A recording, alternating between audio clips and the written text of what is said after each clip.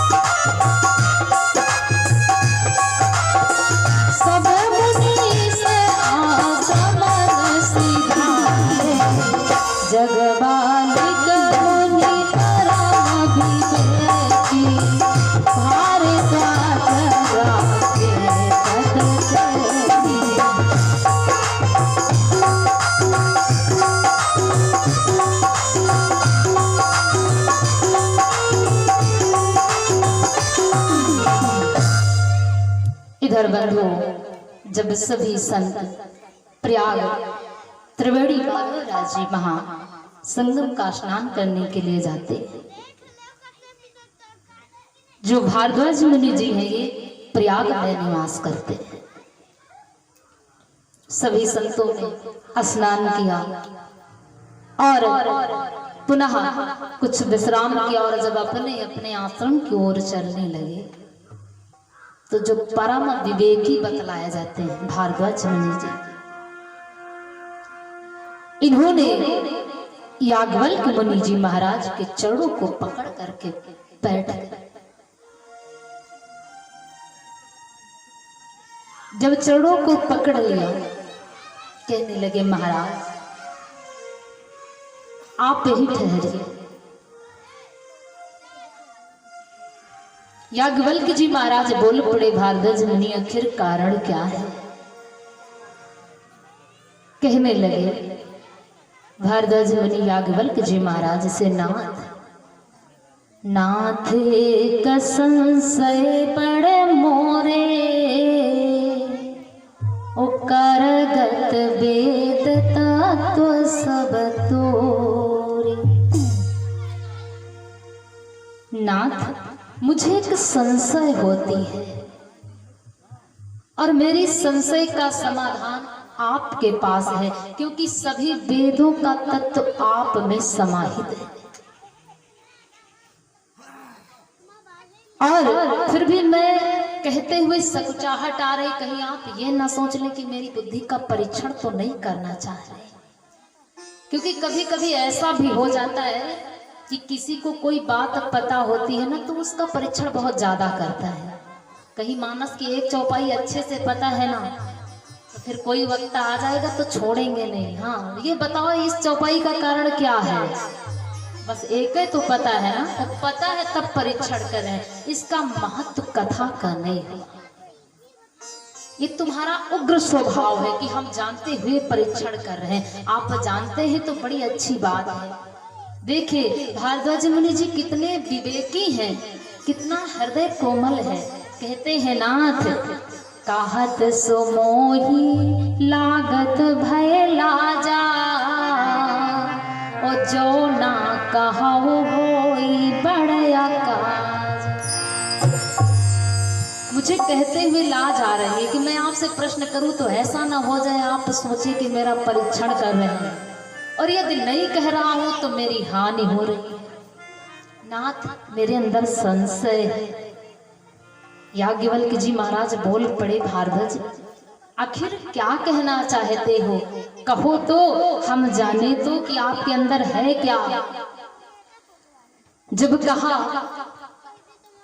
तो भारद्वाज मुनि बड़े प्रेम से बोल पड़े, नाथ मैं आपसे पूछना चाह रहा हूं ये कि मुझे संशय है, मेरी समझ में नहीं आता है कि एक राम दशरथ का बेटा, एक राम घट घट में लेटा। एक राम का सकल पसारा, एक राम है जग से न्यारा। बताओ, भारद्वाज मुनि एक बात को 4 बार दोहराई, बात एक ही है। देखिए कथा सुनने का तत्व, देखिए कैसा विवेक, यानी कथा प्रकट करना चाहते हैं याज्ञवल्क्य जी महाराज से। यदि हम सीधे कह देंगे कि मुझे राम की कथा सुनाओ तो सोचेंगे कुछ कारण बन जाएगा, इसलिए हम विवेक से इसको प्रसिद्ध करेंगे। नाथ, मुझे ये संशय है कि एक राम दशरथ का बेटा, एक राम घट घट में लेटा, और एक राम का ये सारा संसार सकल जगत बनाया हुआ, एक राम जग से। आखिर ये 4 राम है, तो इसमें से कौन राम है, कौन से इष्ट है, कौन आराध्य है, किसकी पूजा और ध्यान किया जाए? याज्ञवल्क्य जी महाराज मुस्काए, क्योंकि जो विवेकी होता, जो हृदय से भाव प्रकट करता, संत जन कभी छुपाते नहीं। आपके अंदर यदि मांगने का तरीका होगा तो कोई इनकार नहीं करेगा, और यदि कहने का तरीका नहीं तो सामान होगा फिर भी आप नहीं पाओगे। इसलिए हृदय से विवेक होना चाहिए हृदय में। बड़ी सुंदर बात, इस बात की तो कबीरदास जी ने बड़ा सुंदर स्पष्ट किया है कि वही राम दशरथ का बेटा, वही राम घट घट में लेटा, वही राम का सकल पसारा, और वही राम है जग से न्यारा। श्रोता बंधु हमारे विचार करें, जैसे भैया आप एक हैं, आप एक हैं, अब नाम तो नहीं पता है, नाम से नहीं बता सकते, लेकिन आप अनुमान कीजिए कि आप एक हैं, लेकिन आप किसी के पुत्र हैं, आप किसी के पुत्र हैं, और किसी के पिता भी होंगे, किसी के आप बाबा भी हैं, किसी के आप पति भी हैं। तो ऐसा तो है नहीं कि आप अलग अलग हट गए। आप भतीजे के पास खड़े हैं तो चाचा है, और अपने चाचा के पास खड़े हो तो तुम भतीजे हो। यानी राम एक है, लेकिन जो जिस दृष्टि से देखता है भगवान उसको उस दृष्टि में देखते हैं। कहने का तात्पर्य, यदि हमारी दृष्टि ठीक है तो हमें सब संसार ठीक ही नजर आता है, क्योंकि संसार एक दर्पण है। दर्पण में जैसा प्रतिबिंब देखोगे ठीक वैसा ही दिखेगा, तो ये संसार वैसे ही है, दर्पण के समान। आपकी दृष्टि ठीक है तो मानो सारा जगत ठीक है। एक ही राम है। जब प्रश्न प्रकट किया तो याज्ञवल्क्य जी महाराज मुस्कुराए और कथा पूछी राम की। राम कवन पूछो मुनि तो ही, मुझे बताओ ये राम कौन है, किस राम की आराधना किया करते हैं भोलेनाथ शंकर जी?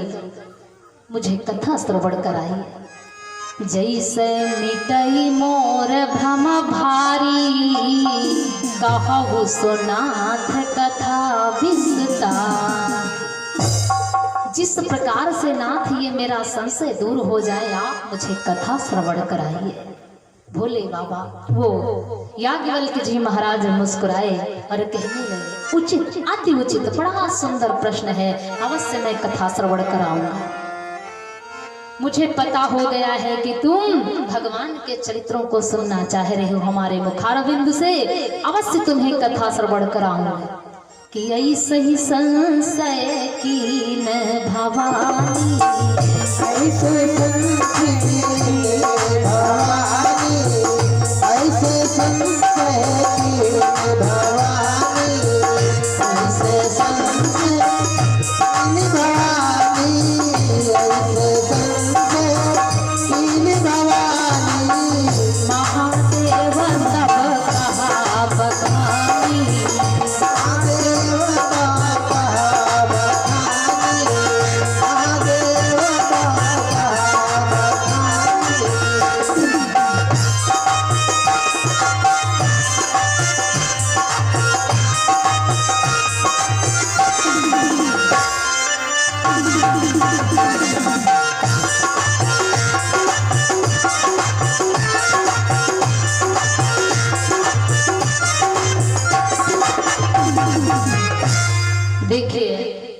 कथा देखिए कि भारद्वाज मुनि जी याज्ञवल्क्य जी से कहा है, हे प्रभु राम कवन पूछो मैं तो। लेकिन ये कथा पूज्यपाद गोस्वामी जी की रचना कहाँ से प्रकट हुई? सती और शिव के संवाद से। प्रथम कथा चाहे राम की हो चाहे श्याम से हो, प्रकट शिव जी से ही हुई। आज याज्ञवल्क्य जी महाराज कथा श्रवण करवाने लगे। हे नाम, हे भारद्वाज मुनि, मैं तुम्हें बड़ी ही सुंदर पावन कथा श्रवण कराऊंगा।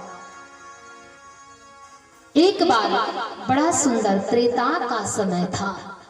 शिव जी कैलाश में मां भवानी के समय, सती जी के समय विराजमान थे। शिव जी के मन में विचार आया, क्यों ना चल करके मृत्यु लोक को भ्रमण करूं और अपने आराध्य अपने इष्ट देव प्रभु रामचंद्र जी की पावन लीला को श्रवण करूं। देखिए कि कितनी पुनीत और पावन कथा है कि कैलाश से भगवान देवाधिदेव महादेव को इस मृत्यु लोक में आना पड़ा कथा सुनने के लिए। धन्य है ये सौभाग्य कथा का। पूज्यपाद गोस्वामी जी वर्णन करते हैं कि एक बार त्रेता जुग माही शंभु गए तुम भजरी सिपाही। एक बार त्रेता जुग माही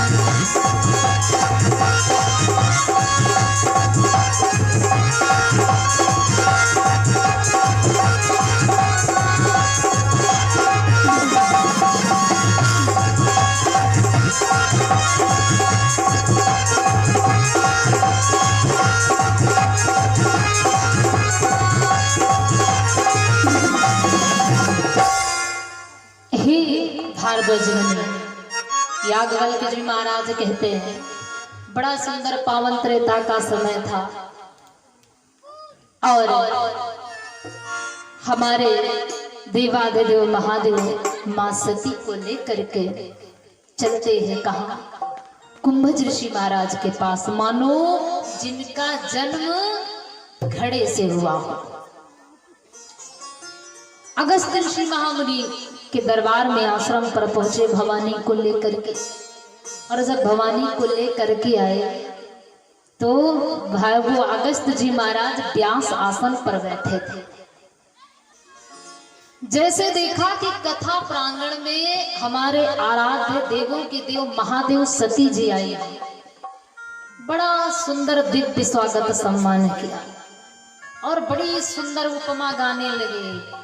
संग सती जग जननी भवानी, पूजे ऋषि अखिलेश्वर जान। प्रशंसा करने लगे, पूजन करने लगे। सती जी की बात समझ में नहीं है, क्योंकि कथा का नियम है जब भी बैठा जाए प्रांगण में तो आगे बन करके बैठा जाए। यदि आप विघ्न बन करके बैठेंगे तो कथा समझ में नहीं आएगी, क्योंकि ये कथा ब्रह्मांड नायक जो जगदीश्वर है, जो जगत का पिता है, उसका चरित्र है, कोई साधारण चरित्र नहीं है। भवानी जी आई और भवानी जी ने जैसे देखा, ये वक्ता, अरे इनको क्या पता है, क्योंकि शंकर जी एक सागर के समान है और ये एक घड़ा। क्या कथा सुनाएंगे हमारे आराध्य को? संशय है मन में, क्योंकि जब आपके मन में यह विचार आ गया कि ये वक्ता कौन है, कथा कभी समझ में नहीं आएगी। राम राम चाहे कोई कावा क्यों न गाता हो, लेकिन हमें राम राम कर लेना चाहिए, कभी भेद बुराई नहीं होनी चाहिए। और आपके मन में यह विचार है कि वो वक्ता आएंगे तब हम कथा सुनेंगे, वो जगत गुरु आएंगे तब सुनेंगे, वो आचार्य आएंगे तब सुनेंगे, वो नैमिष वाले महाराज आएंगे तब कथा सुनेंगे, कभी कथा सुन करके आप सफल नहीं बन सकते। अलग की बात नहीं, इतनी रामचरितमानस से ज्ञान लो, किसी की कहने के अनुसार मत जाओ, कभी कभी उठा करके देख लिया करो। कभी हमें वक्ता और श्रोता पर विचार नहीं करना चाहिए। अब ऐसा थोड़ी ना कि कहीं पर कथा 1 लाख की दक्षिणा मिल जाए हमको तो हम सोचे वहां पर कुछ और गा दें, यहाँ पर 50,000 मिले हम सोचे कुछ और गा दें, तो कल्याण हमारा भी नहीं है। ये हरि जी की चर्चा है, इसको जितना ही प्रेम पूर्वक गाया जाए उतना ही कम है। तो कभी वक्ता और श्रोता में विचार नहीं होना चाहिए। यदि वक्ता और श्रोता में विचार है तो कल्याण नहीं, आगे की कथा में आप अभी इसी सती मोह में श्रवण करेंगे। सती जी के मन में विचार आया, अगर इस वक्ता को कुछ मालूम होता, अगर ये ज्ञानी होते तो श्रोता की पूजा काहे करते हैं। अगर हम व्यास भगवान की इस स्थान पर बैठ करके उनकी हम सोचे कि इस गद्दी पर बैठ करके हम आपको प्रणाम ना करें तो कल्याण है, नहीं कल्याण है। क्योंकि ये सारे संसार में सिया राम मैं सब जग जाना, ना कोई छोटा ना कोई बड़ा, सब बराबर है, समस्त जीव प्रणाम करने का परम कर्तव्य है। तो सती जी ने सोचा इस वक्ता को कुछ पता वता है नहीं, इसीलिए पूजन कर रहे हैं कि हो सकत हमसे कोई गलती हो जाती, कुछ कहा है नहीं है? कभी कभी लोगों के मन में शंका हो जाता है कि इनका कुछ मालूम नहीं है, हमारे आए हमारे अति प्रशंसा कर रहे हैं। क्योंकि होता है जब किसी को भैया कहो ना तो सचत कोई बात नहीं, बस हमका डराए गए है, हमारे यहाँ भैया भैया करेंगे। अगर इनके अंदर कुछ पावर होता तो हमारा नाम कहते। इसका मतलब ये नहीं है किसी ने आपकी उपमा गा दी है तो वो कमजोर है, नहीं, उसके अंदर विवेक है, उसके अंदर धर्म है। तो भवानी जी ने यही बात सोची, भक्तों की इनका कुछ अता पता है नहीं, है हमारे पूजन आरती उतार रहे हैं कि गलती हो जाए तो कुछ कहा है ना, माफ कर दे। कथा प्रांगण में भवानी जी भी बैठी हैं और भोले बाबा भी बैठे हैं, कथा हो रही है। अंतिम में गोस्वामी जी ने आगे की चौपाई में क्या लिखा कि राम कथा मुनि बरज बखानी, सुनि महेश परम सुख माना। सीधे भगवती का नाम ही कट गया प्रांगण से। यदि आपने कथा नहीं सुनी तो आपका नाम ही रद्द हो गया, भवानी जी का नाम ही कट गया। और जब भवानी जी आई थी तो कितनी बड़ी उपमा, जग जननी जगत की देवी जगत की माता, इतनी उपमा गाई थी। और जब जाने लगे तो नाम भी नहीं लिया। ये बुराई हुई सती जी की, क्यों कथा नहीं सुनी। भोले बाबा चलने लगे तो भक्ति का दान दिया, क्योंकि कथा सुनने के उपरांत दक्षिणा दी जाती है। हरि भक्ति की दक्षिणा दी शिव जी। और जब शिव जी विदा मांग करके चलने लगे तो आगे की चौपाई में पूज्यपाद गोस्वामी जी ने बड़ा विचित्र भाव दिया। मुनि संग विदा मांगी त्रिपुरारी, और चले भवन संग दक्ष कुमार। अगर कोई की बिटिया बहुत बढ़िया काम करते है तो कहते भैया तुम्हारा बिटिया तो फिर बहुत बढ़िया है, इतना बढ़िया काम कर रहे हैं। और कहूँ अगर बुराई हो जाए तो भैया तो तुम हुक्म कहिए बिटिया सत्य साथे फलाने, तुम्हारा बिटिया तो इतना कर रही है। देखिए पूज्यपाद गोस्वामी जी जब सती जी आई तो जग जननी कहा, और जब कथा नहीं सुनी, भगवान की कथा में शंका किया तो दक्ष कुमारी, हे दक्ष की बेटी अज्ञानी हो तुम, नाम संबोधित कर दिया। सती जी जा रही है शिव जी के साथ, और हमारे भोलेनाथ ने कथा श्रवण की। और जब भैया कथा हम सुनते हैं तो हृदय में प्रेम उत्पन्न होता है भगवान के प्रति, क्योंकि आप जितना राम कथा श्रवण करोगे, जितना इसका अध्ययन करोगे, उतना भगवान के प्रति आपको प्रेम जागृत होगा। ये प्रेम ही तो है जो आप इतने लोग बैठे हैं। ये क्या प्रेम है? ये भगवान का प्रेम है आपके पास, ये भगवान की कृपा है। सभी लोग भगवान के प्रेम में बैठे हैं। अन्यथा ठंडक का समय जैसे सब लोग घर में बैठे, आप भी बैठे होते, लेकिन वैसे तो खैर संख्या है मतलब भर की। तो शिव जी माँ सती के साथ कैलाश की तरफ चल देते हैं, और जब चल देते हैं उसी समय बंधु हमारे प्रभु श्री रामचंद्र जी का जन्म महाराज दशरथ के यहाँ हो चुका था। सीता जी का हरण भी हो चुका था, और भगवान दंडक वन में आज जब सीता का हरण हो जाता है तो सीता के वियोग में प्रभु इस प्रकार लीला कर रहे मानो महाकामी कोई लीला कर रहा है। आज मैया सती के साथ भोलेनाथ जा रहे हैं, और मन में मंद मंद मुस्कान आ रही है कि यदि भगवान का दर्शन हो जाता तो ये जीवन धन्य हो जाता। जिस समय भगवान कैलाश को जाते समय जहां पर भगवान लीला कर रहे थे, जंगल में सती जी को ढूंढ रहे थे, वहीं पर जब भगवान ने देखा तो मन ही मन प्रणाम किया। शिव जी ने मन में सोचा भगवान लीला कर रहे हैं, अगर पास जाऊंगा तो लीला में विघ्न आ जाएगा। क्यों भैया?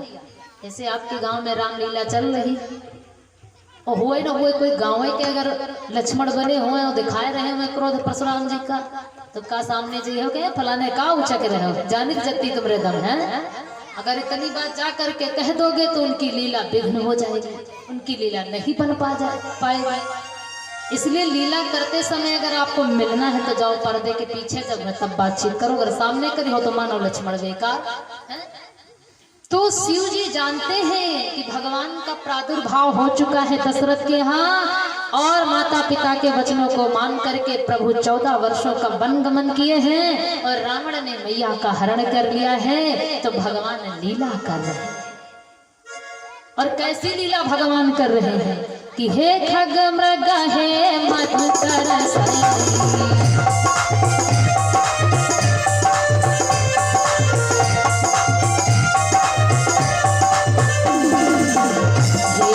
मृग हे मधुकर सैली, तुम देखी सीता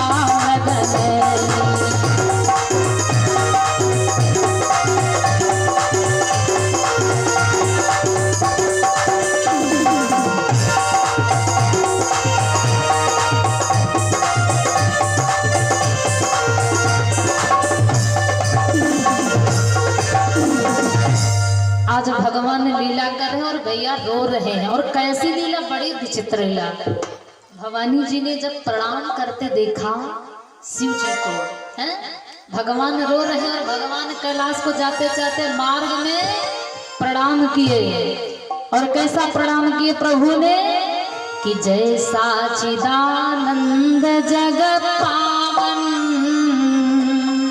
आस कही चले वो मनोजन।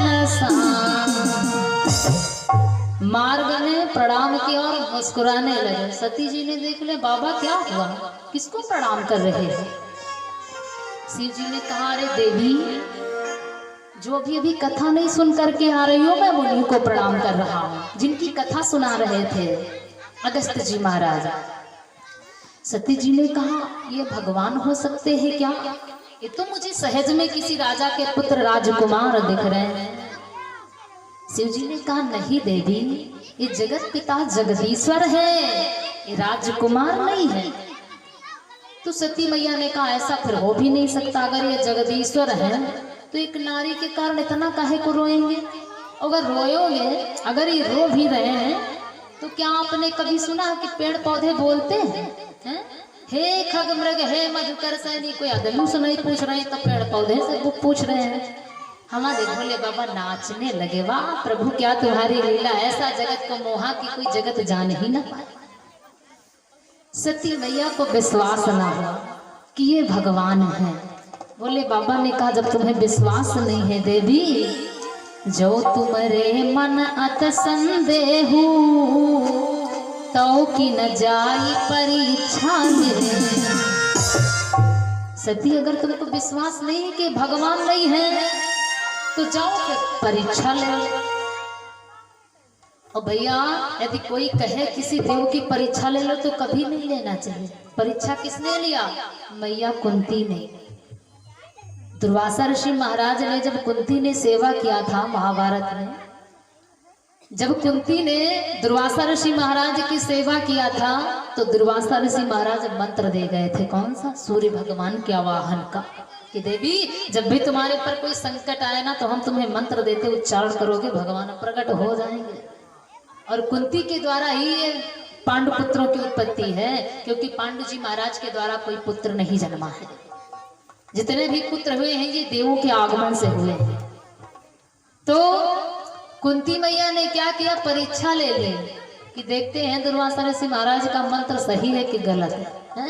परीक्षण किया, जैसे सूर्य भगवान के मंत्र का उच्चारण किया सूर्य भगवान प्रकट हो गए और जब आए कर्ण जैसा पुत्र कुंती को हो गया। आज देखिए सती जी की भावना, शिव जी की बात को नहीं मानी। शिव जी ने कहा जाओ देवी परीक्षा ले लो। मैया सती चल देती हैं परीक्षा के लिए और भोले बाबा कहने लगे जाओ देवी तब तक मैं इसी बट की छाही में बैठा हूँ, बरगद की छाही में, क्योंकि बट वृक्ष ये विश्वास का प्रतीक है। जाओ देवी तब तक मैं यहीं पर बैठा हूँ। सती जी बंधुओं चल देती हैं और जब सती जी जाती हैं तो क्या करती है? सीता का भेष बनाती है। किसी ने कहा है सती ये बात तुम्हारी बनेगी नहीं, क्योंकि माँ जगत जननी जगदम्बा सीता जी भगवान के पद चिन्हों के बीच बीच में अपना पग रखती थी और तुम आगे जाती हो। माँ जानकी कभी भगवान के पद चिन्हों पर अपना पग नहीं रखा है और तुम आगे जा रही हो, सदा पीछे चलती थी। सती जी जा करके मार्ग में भगवान राम लक्ष्मण दोनों भाई लीला कर रहे हैं और सती जी जा करके सीता का वेश बना करके मार्ग में आगे मिल जाती है। और जैसे मार्ग में आगे मिली, जैसे लक्ष्मण ने देखा, लक्ष्मण दीख उमा कृत भेसा। भैया लक्ष्मण जान गए कि ये तो सती जी हैं नारी मैया सीता के रूप में, लेकिन कहा हम काहे को कहे, ये लीला भगवान की है, भगवान ने जाने।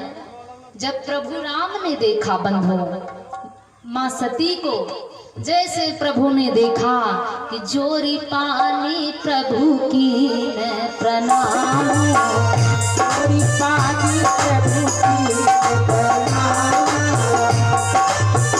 प्रभु की प्रणाम, जोरी पानी प्रभु की मैं प्रणाम,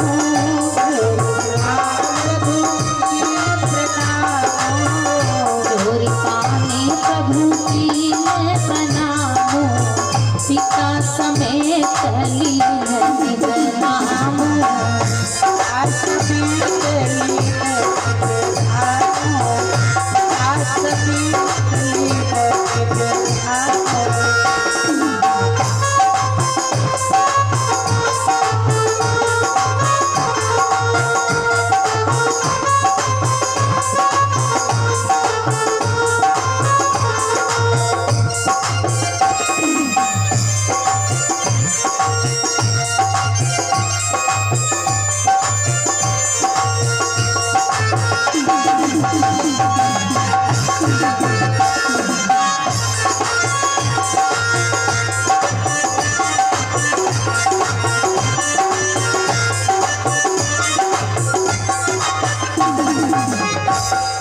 जैसे मेरे प्रभु आराध्य राम ने देखा सती जी को, सीता के भेष में मैया सती जी हैं, राम जी ने जैसे देखा पहले ही प्रणाम कर लिया।